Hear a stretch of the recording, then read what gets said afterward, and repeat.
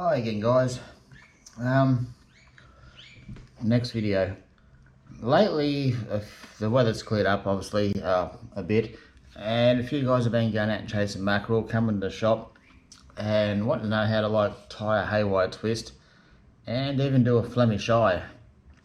So what I thought, well, might as well do a video, because it should be a couple of fairly easy things to do.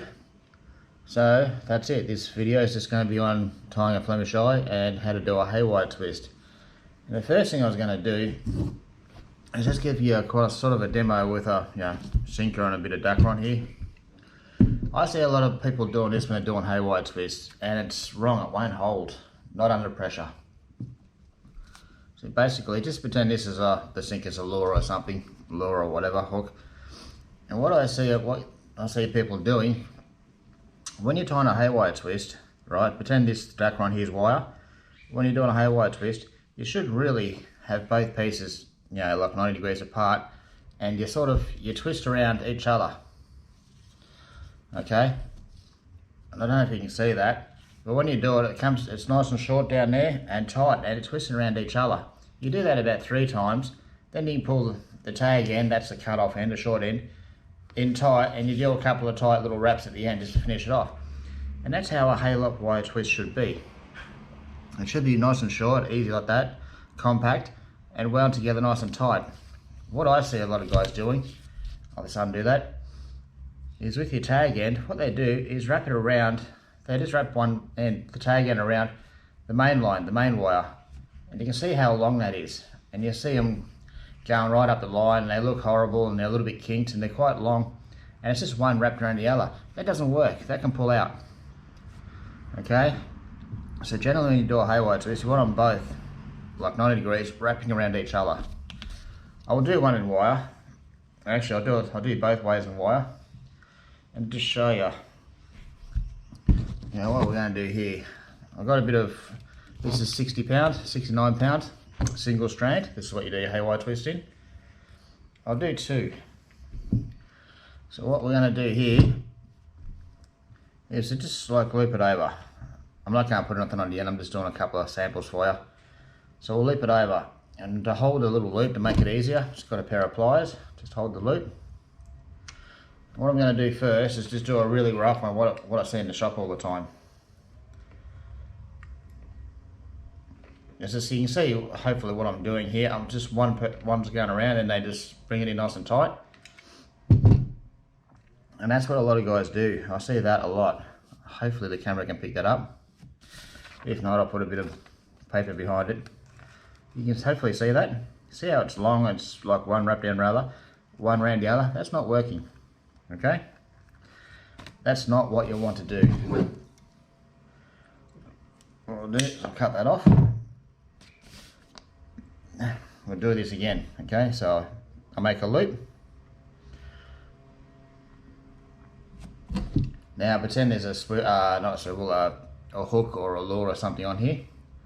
You can grab it with the pliers, because the pliers hold it, makes it a lot easier to twist. Alright, now I'll put my fingers in here, in between the 2 wires, and I'll twist them both together with the help of the pliers. 1, 2. I'm only going to go around about 3 times. Now I'm going to bring the tag end in, nice and straight, and we're just going to wrap that up. And also do that 3 times. Okay. Now hopefully you can see that one. Look at the difference of that. Don't worry about the tag end, I'll show you how to break them off in a minute. They're easy to break off. We'll put a bit of paper behind that. Now, a bit hard to hold them. See, hopefully you can see that. You can see how short and tight and woven that is. That's how a haywire twist should look. That's what you see a lot of. That's not it. Bit of practice, okay? Just a bit of practice. And with your tag ends here, some guys put a kink and wind it really quickly. You can do that. I'm old school. I just bend it backwards and forwards a couple of times. It's just what I'm used to. Sometimes I take a couple more. Couple more. There we go. See, that just breaks off. Now, there's like a nice little haywire twist. Put that on there. Perfect little haywire twist. compared to that long thing that's not going to hold. Well, I hope that one helps you with your haywire twists. It's just a bit of practice, guys. And remember, twist them around each other, not one. Twist them both around each other so they're nice, short and compact like that. And that's when they work really well. Next one I'm going to do, okay. Now, Flemish eye. Okay, so with the Flemish eye, we don't use single strand, doesn't work. Multi-strand, you've got a nice soft multi-strand somewhere. And say you're going to be putting this on more than likely lures when you're high-speed trawling for wahoo. This is like a 150-pound multi-strand, nice and soft as you can see. This is a good wire. We run for wahoo. I even use it to make marlin hooks and stuff. Anyway, for a haywire Flemish eye. Basically, a Flemish eye is just a granny knot. And the whole idea of it is when you do it properly, it makes a nice loop. Your lure's free swinging, or if you put a hook on there and stuff, the hook's free swinging. And once you crimp it, if something goes wrong with your crimp and it pulls down tight, the Flemish eye is actually two granny knots. So it actually locks off. And you don't usually lose your fish or rigs or lures. It's quite handy. So first of all, you just want to put on a crimp.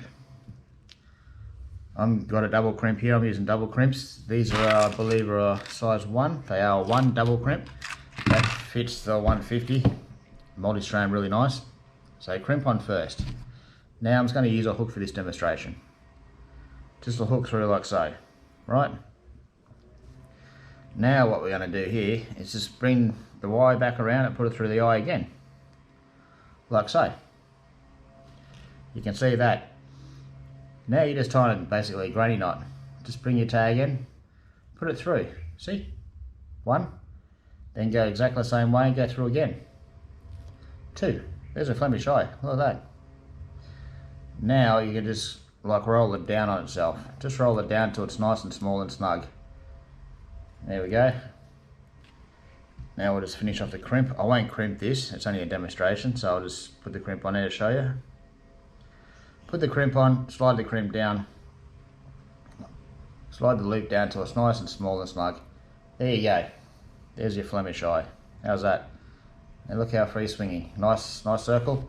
Free swinging. Imagine your lures on that. Lures are free swinging really easily, nicely. Crimp the crimp down, and that's just a nice Flemish eye in front of your lure or hook if you're live baiting. Okay. And like I said, the other thing is too, once that's crimped down, if that breaks or pulls for some reason, it shouldn't, but if it does, the Flemish eye will actually lock down on itself. You pull it tight, I can't do it, it's grabbing, these are under a bit of pressure, but these do lock down on themselves, okay? And usually don't undo. So, there's a Flemish eye and a haywire twist. I hope these 2 knots for wire help. Just go home and practice them. They're not that hard. Once you do your first couple, they're quite easy. And guys, if you like these videos and training videos that I'm doing, just please subscribe and push the like button. It helps me out a lot. And thank you. I'll see you in the next video. See ya.